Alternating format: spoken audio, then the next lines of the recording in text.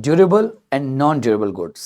बहुत सारे बच्चों को कई बार कंफ्यूजन होता है कि हम किसको टिकाऊ वस्तुएं मतलब ड्यूरेबल और किसको गैर टिकाऊ वस्तुएं मतलब नॉन ड्यूरेबल गुड्स कहेंगे।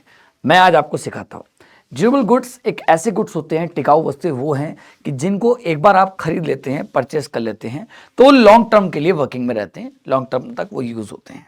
ठीक है, जैसे आपने रेफ्रिजरेटर्स, आपने मान लीजिए एसी, कार, बाइक, ये सबको ले लिया, एलईडीज, फोन, ये सब चीज़ें। एक होता है नॉन ड्यूरेबल, जिसको हम लोग कहते हैं गैर टिकाऊ।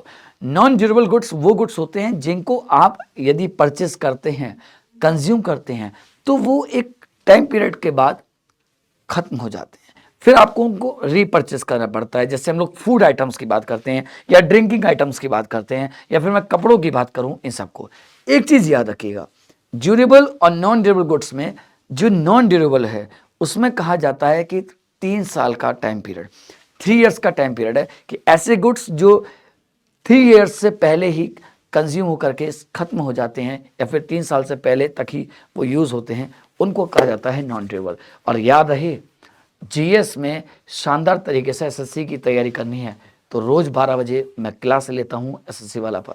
आप सभी लोग एक बार ज्वाइन कीजिए, बहुत मज़ा आएगा। Thank you so much.